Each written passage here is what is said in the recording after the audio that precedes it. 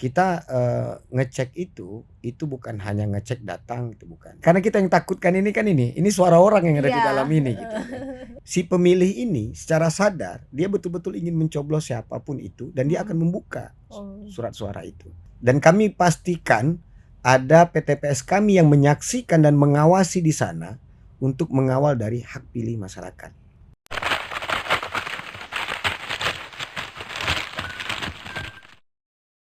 Assalamualaikum warahmatullahi wabarakatuh. Salam sejahtera bagi kita semua. Tribuners, jumpa lagi bersama saya Yunike Carolina dalam program Bincang Tribun bersama Bawaslu Kota Bengkulu.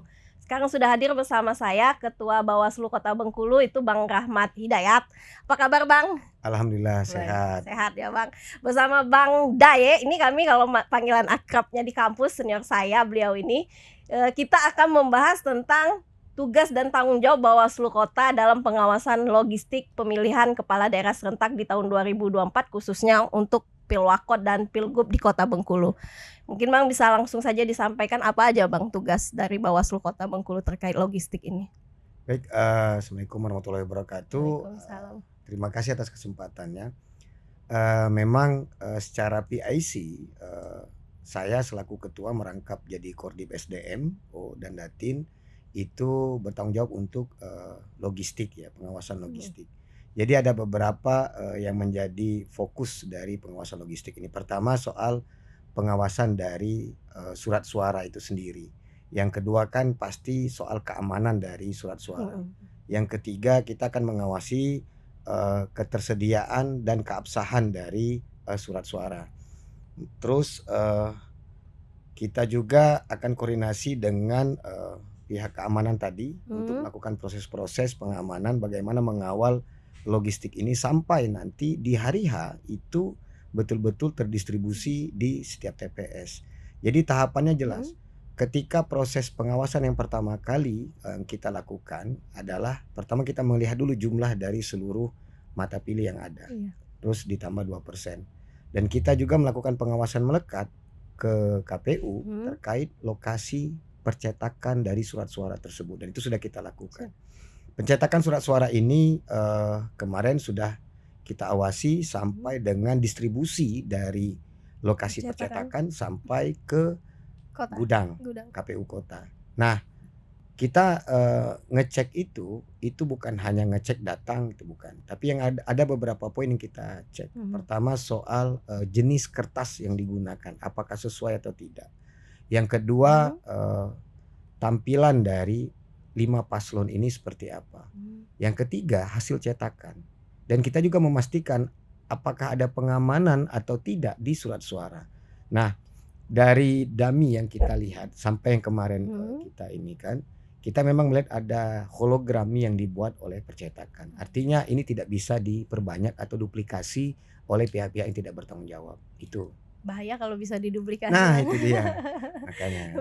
Berarti ini udah mulai dari pengadaan sampai distribusi ke gudang KPU Kota sendiri kita Bawaslu Kota ikut andil ya Bang? Iya, betul. Ikut turun langsung, ada staf kita yang mengawasi. Betul.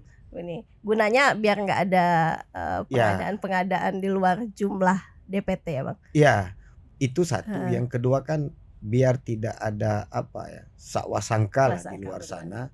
Bahwasan karena pihak KPU juga selain kita Bawaslu kemarin juga melibatkan pihak kepolisian dengan kejaksaan. Artinya betul-betul kita mengawal proses-proses pemilihan ini ke depan itu betul-betul memang yang melahirkan ya proses demokrasi yang memang baik gitu kan. Dari mulai ketersediaan logistik ini sampai kemarin hari terakhir sortir lipat kita pun masih melakukan pengawasan. Di sortir lipat pun kita coba men-tracking pihak-pihak yang ikut terlibat dalam melakukan sortir lipat itu adalah pihak-pihak yang bukan ada kepentingan dengan paslon. Itu dulu yang masyarakat kita tadi ya Bang kan ya, melibatkan masyarakat. Kan? Jangan sampai nanti seperti di provinsi saya enggak tahu saya lupa provinsi apa waktu itu ada ternyata salah satu malah calonnya yang ikut melipat. Nah, ini jadi kacau kan. Makanya ini yang kita awasi dan kita ini karena kawan-kawan KPU juga terbuka kemarin melibatkan pihak kepolisian juga dalam melakukan proses pengawasan sortir lipat. Nah, hari ini pengepakan. Jadi setiap hari, Mhm. setiap tahapan dalam logistik ini itu kami Bawaslu selalu melekat di sana. Oh iya. Untuk Berapa hari kemarin penyortiran dan proses Kalau lipat sortir ini, lipat kemarin itu kalau dihitung hari diawasi itu selama dari hampir 7 hari. 7 hari itu Ya. Bawaslu ikut serta ya, Iya, Bang? sortir Oh iya. lipat ya. Ada temuan nggak di sortir lipat dalam pengawasan kita kemarin, Bang? Sampai dengan kemarin sore itu tidak ada. Tidak ada Tidak ya? ada temuan Termasuk atau mungkin kerusakan ada? enggak, Nggak ada? enggak ada. Yang berlebih nggak ya? Berlebih enggak? Enggak Karena dia ya? kan kalau yang berlebih itu kan dia Heeh. ada untuk yang namanya PSU. Iya, Itu yang dusnya beda. Itu beda. tidak dilipat kalau yang itu. Maksudnya yang di luar PSU itu nggak ada yang berlebih Enggak ya? ada. Yang kurang nggak ada? Kurang enggak ada. Nggak ada. Soalnya kalau di kabupaten lain itu kan ada yang kurang. Kalau nggak untuk salah surat dia suara cukup. cukup ya? Cukup dia. Heeh. Tapi ada kekurangan soal plano, C Mm-mm. plano itu yang kekurangan. Cik plano. Nah, Termasuk mungkin yang logistik selain surat suara ini kotak suaranya sudah cukup semua itu. cukup Itu semua, nggak ada masalah ya, Bang. Nah ini tahapannya lagi sekarang lagi pengepakan. Pengepakan. Ya. Setelah pengepakan apa aja nih, Bang? Nanti kan baru nanti pihak dari KPU akan Iya. memberitahukan untuk pendistribusian dari surat Iya. suara. Nah, pendistribusian surat suara ini kan titik rentan sebetulnya Iya. dengan kita kemarin dengan KPU dengan Pak Kapolres kita coba lihat lokasi-lokasi rawan dalam konteks cuaca ya. Kalau Kota Bengkulu alhamdulillah petanya itu adalah rawan dengan banjir. Nah, kita sudah mengecek TPS-TPS rawan ini bareng dengan Pak Kapolres dengan pihak KPU kemarin. Ada beberapa TPS yang memang rawan. Makanya kita fokus di pengiriman atau pendistribusian ini. Kita akan mengawal betul. Biasanya kita akan dari titik awal didistribusikan mulai dari KPU kota sampai di kecamatan itu kita akan melakukan proses pengawasan. Jadi nanti akan biasa dilepas per mobil ya dari pihak KPU secara teknisnya. Nah kita pasti akan mengawal itu di ini. Jadi ada pihak kepolisian, ada pihak Bawaslu nanti sampai di kecamatan. Di kecamatan nanti ke kelurahan pun kita juga akan melekat di sana. Jadi nanti yang nyambutnya dari kecamatan ke kelurahan itu pengawas kelurahan kita yang ada. Nanti di kelurahan apakah dikawal? Ya tetap diawasi. Ini rawan bencana seperti banjir ini tadi antisipasinya dari Bawaslu sendiri apa, Bang? Iya, kalau Bawaslu kan dengan KPU. Kalau Bawaslu kan hanya sifatnya memberikan rekomendasi pengawasan. Ya kita berdiskusi memang dengan KPU ya soal titik rawan banjir ini. Karena kita tidak tampilkan ini masuk ke bulan-bulan rawan ini. Cuaca aja sekarang kan sudah tidak menentu. November. Dari proses pengawasan kemarin kita cross check di tempat. Alhamdulillah ada titik evakuasi yang dibuat oleh PPS ya kemarin. Titik evakuasi ke lokasi yang teraman. Karena ada beberapa kelurahan yang memang kita lihat itu agak lumayan sedikit menakutkan, horor ya, di beberapa kelurahan yang memang itu selalu menjadi langganan banjir. Nah itu yang kita coba tracking ketika hujan ini deras dan memang kita dapat informasi misal ada titik sudah agak ini, itu langsung akan ada pengamanan langsung untuk pindah lokasi surat suara ini. Ini kita yang karena kita yang takutkan ini kan ini suara orang yang ada di dalam ini gitu. Ini yang kita wanti-wanti betul ke kawan-kawan KPU soal keamanan dari surat suara ini. Karena habis pemilihan, ini kan surat suara ini, kotak surat suara ini kan akan didistribusikan ke kecamatan lagi. Nah, proses kita perpindahan ke kecamatan itu sampai kemarin pun kita dengan pihak KPU dan kepolisian kita mengecek gudang di masing-masing kecamatan. Ada beberapa gudang yang akhirnya kita diskusikan untuk dipindahkan dengan ini karena mungkin atapnya bocor atau apa. Karena jangan sampai ketika hari H pas orang mau pleno ini barang ini rusak gitu kan. Ada gugatan lagi misalnya, ada keberatan lagi dari pihak paslon misalnya untuk buka surat, buka kota atau apa segala macam. Kalau memang itu mekanismenya harus dilakukan, ya kita lakukan. Nah, itu yang kita coba jaga. Jangan sampai nanti ketika hujan maka surat-suara ini bisa jadi rusak atau apa gitu kan. Ini biasanya distribusinya ini Hamin berapa ketika pencoblosan itu, Bang?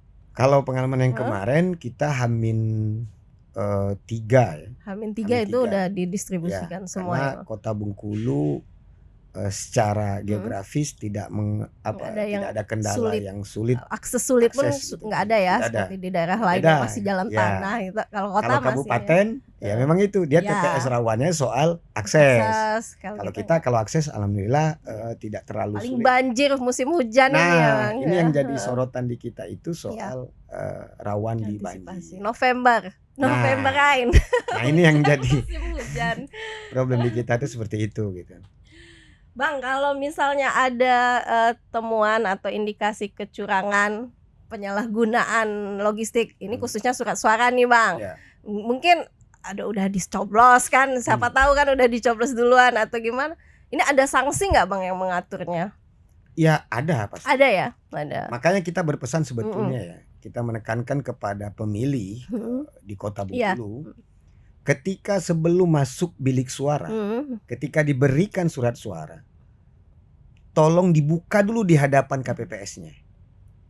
Karena ketika dibuka di hadapan KPPS dan itu memang ada yang sudah tercoblos, boleh mengajukan keberatan dan minta diganti surat suara. Karena itu menjadi fokus perhatian kita sebetulnya. Ketika kalau dia sudah masuk ke dalam bilik, Iya. itu tidak akan boleh lagi. Nggak boleh lagi ya.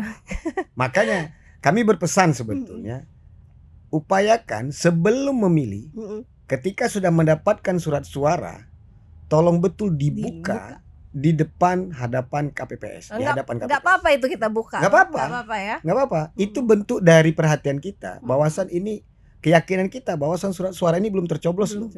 Kita buka gitu. Dan itu tidak boleh dilarang ketika dia ingin membuka. Yang tidak boleh itu kan kalau dia mencoblos di depan ini KPPS kan. Yang membuka surat suara, mengecek surat suara itu boleh. Apalagi kan sekarang kan surat suaranya kecil-kecil ya. Nggak lebar-lebar kan. Ya kan. Artinya dia akan prosesnya itu, si pemilih ini secara sadar dia betul-betul ingin mencoblos siapapun itu dan dia akan membuka surat suara itu. Itu poin yang akan kami selalu sosialisasikan. Dan itu diperbolehkan. Diperbolehkan ya Bang. Karena nanti nggak boleh dibuka, nanti di sana aja, nggak itu ya? hak mereka loh.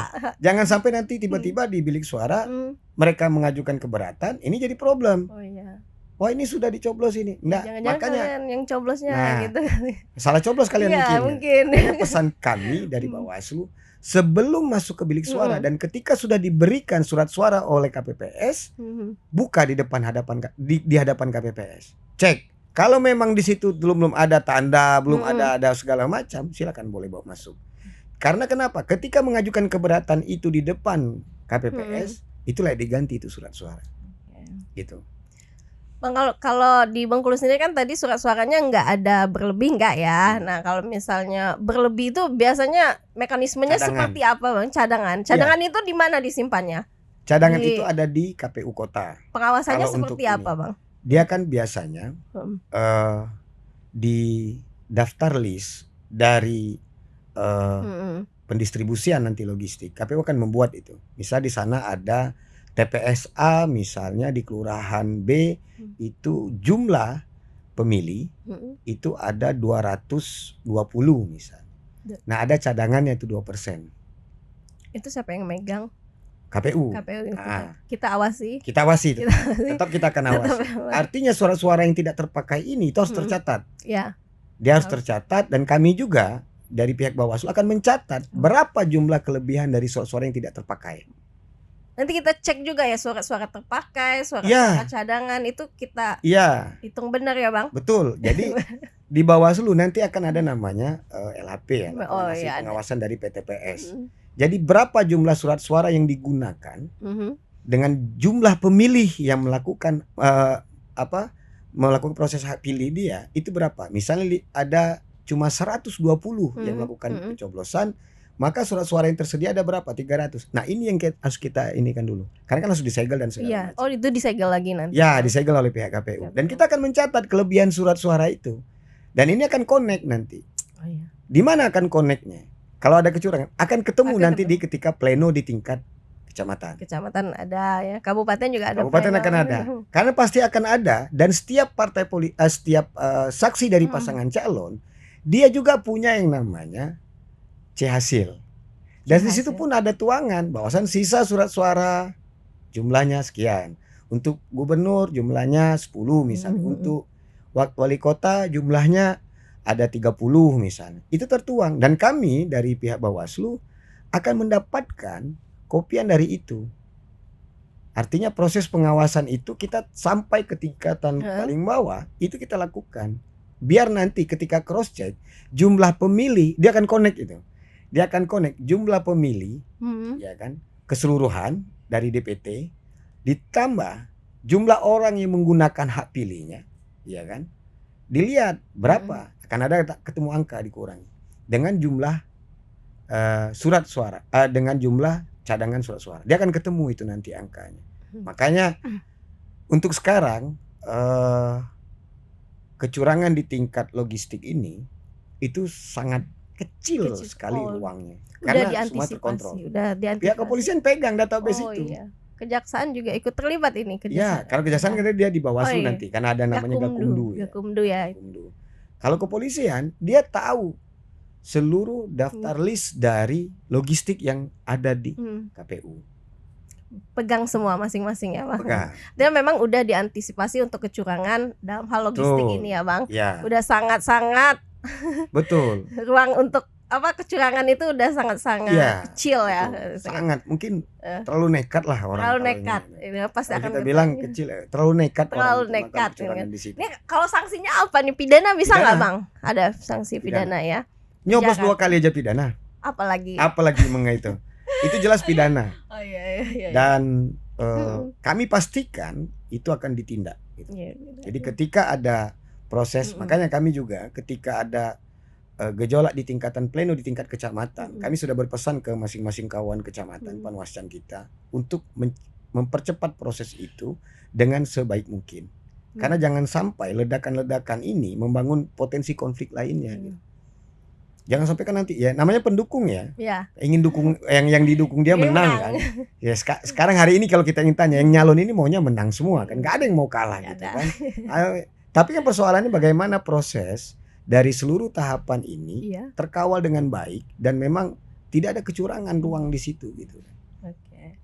Berarti selama tahapan pelaksanaan pilkada sendiri Bawaslu udah mengawasi dari pengadaan logistik ataupun setelah pemungutan suara nanti Bawaslu juga akan turut mengawasi ya Bang. Tetap masih. Ya. Sampai kapan nih Bang? Sampai pelantikan. Sampai pelantikan kita itu, tetap siaga. Jadi sampai pelantikan dari pemenang lah bahasa dalam proses pilkada ini tugas kita sudah clear. Jadi sebelum ditetapkan pelantikan itu masih ada bisa gugat. Masih bisa gugatan. Dan itu tetap kita awasi logistiknya. Tetap. Jadi dari proses pleno. Jadi pleno ini kan dia bertingkat dari kecamatan, kota sampai ke provinsi, ya kan. Itu tetap kita ini. Dan jenjang-jenjang itu tetap kita pasti akan ikuti. Dan pemusnahan dan segala macam pun itu kita awasi. Dan biasanya KPU ketika melakukan pemusnahan surat suara yang berlebih, ada pemusnahan, itu biasa mengundang pihak terkait. Mulai Bawaslu, kepolisian, kejaksaan, Dandim, itu semua terlibat, termasuk Pak Wali Kota, PJ Wali Kota ya sekarang. Itu semuanya itu hadir dalam pemusnahan surat suara yang tidak terpakai ataupun rusak gitu kan. Artinya ada kerjasama antara Bawaslu dengan KPU, Bawaslu dengan kepolisian dan kejaksaan selama pengawasan tahapan pelaksanaan pilkada ini ya Bang. Kerjasamanya ya. Kalau selalu koordinasi. Selalu berkoordinasi itu pasti ya. Karena kalau Bawaslu dia karena ada Gakumdu. Jadi kita selalu berkoordinasi, selalu melakukan pertemuan atau rapat dengan unsur Bawaslu, unsur kepolisian dengan unsur kejaksaan. Jadi proses-proses penanganan ketika ada pelanggaran itu langsung cepat kita proses. Jangan sampai itu tadi itu menumpuk di satu sisi. Karena itu tadi konsep dari Bawaslu kan menegakkan keadilan dari pemilu ini. Artinya kita inginkan semuanya mendapatkan hak yang sama, perhatian yang sama. Jadi ketika ada proses kita langsung cepat tindak lanjuti gitu. Gakumdu ini isinya siapa aja sih Bang Gakumdu selain polisi, kejaksaan, pengadilan ada ya? Oh, tiga aja. Tiga unsur aja. Ya. Ini bisa dijelaskan mungkin Bang tugas dari Gakumdu sendiri ini nanti apa aja yang mereka awasi, apa aja yang jadi tupoksi mereka Gakumdu ini Bang? Ya kalau Gakumdu ya konteksnya dia ke penanganan pelanggaran pidana pemilu. Jadi itu ada 3 unsur. Jadi unsur Bawaslu, unsur kejaksaan, dan unsur kepolisian. Jadi tahapannya itu ketika ada temuan atau pelanggaran yang dilakukan, maka pihak dari Bawaslu itu pasti akan diasistensi oleh dua lembaga ini, kepolisian dan kejaksaan. Nah, ketika sudah dibuat kajian sudah clear dalam konteks penanganan pelanggaran, kita akan melihat konstruksi hukumnya. Karena ketika tingkat penyidikan, maka itu akan ada di ranahnya kepolisian. Ketika sudah selesai di ranah penyidikan, maka ada penuntutan yang akan dilakukan oleh pihak kejaksaan. Pengadilan akan menyidangkan itu. Nah, jadi 3 komponen inilah yang nanti bekerja bersinergi lah untuk proses-proses penanganan dari pelanggaran pidana pemilu ini gitu kan. Dan jangan sampai kita, apalagi Bawaslu hari ini lagi kencang-kencang gencar-gencarnya ya. Kemarin sampai ada Gakumdu Award, mana Gakumdu kabupaten kota atau provinsi yang baik itu mendapatkan penghargaan langsung dari Bawaslu dan dari pihak kepolisian dan kejaksaan agung waktu itu. Dan itu memang domainnya memang di Bawaslu. Jadi proses-proses itulah yang kita lakukan. Dan kita nantinya juga dengan kawan-kawan Gakumdu ketika patroli siaga itu bisa melibatkan mereka juga. Siaga dalam konteks masa tenang. Masa tenang apakah titik rawan? Iya, sangat. Ya, di sini istilah masyarakat itu serangan pajar langsung. Kalau bisa itu yang kita stop lah. Gitu. Bang, termasuk Gakumdu ini bisa juga nggak menangani soal pelanggaran kalau ada temuan kecurangan logistik ini tadi? Iya, dalam konteks dia masuk ranah pidana. Misal contohnya yang seperti tadi ya, dalam logistik ditemukan ada surat suara yang tidak mempunyai hologram misalkan. Ini kan akan di tracking. Ini dari mana, di TPS mana, terus tiba-tiba ini muncul dari mana. Karena semua dipercetakan itu setelah kita cek itu semuanya ada hologram. Jadi di beberapa sisi surat suara itu ada hologram yang memang tidak sangat sulit lah kalau untuk dicetak cukup cepat. Maka dokumentasi kami di percetakan itu hanya dokumentasi berdiri saja, tidak memfoto surat suaranya ya. Karena takutnya ya. Iya, karena pihak percetakan juga menjaga itu. Dan kami pahami ya, jangan sampai nanti orang meniru itu hologram ini. Kita foto-foto. Jadi ada hologram, terus ada hologram, ada barcode, dan itu memang kalau secara sekilas itu tidak akan kelihatan. Nah, masuk di situ ranah pidananya, masuklah kita ke Gakumdu. Bisa temuan kita atau laporan dari kita.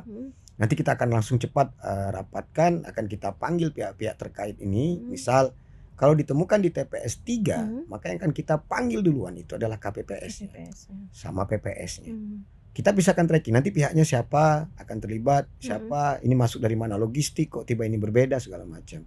Makanya pesan saya, tolong cek betul surat suaranya itu. Berhologram atau enggak? Berhologram atau tidak? Selain udah ada tercoblos mungkin atau karena dia kelihatan kok dari sisi kanan dan tengahnya itu pasti akan kelihatan. Apalagi kalau di matahari yang cukup terang itu pasti dia kelihatan hologram itu gitu. Memang kalau misalnya masyarakat ingin melaporkan kalau ada temuan kejanggalan di logistik itu bisa nggak Bang melapor ke Bawaslu? Bisa. Caranya Bang gimana? Pertama, kita kan komponen kita sudah sampai ke tingkat PTPS baru selesai kita lantik. Silakan laporan di PTPS kita atau pengawas kelurahan kita. Ini kita berjenjang. Atau ke kecamatan, pengawas kecamatan. Atau kita sudah di medsos kita ya, sudah ada nomor kontak untuk pelaporan atau pengaduan. Jadi itu bukan hanya sekedar logistik, tapi semua pengaduan atau pelaporan itu langsung masuk ke sana. Ada nomor kontak yang kita sudah tampilkan.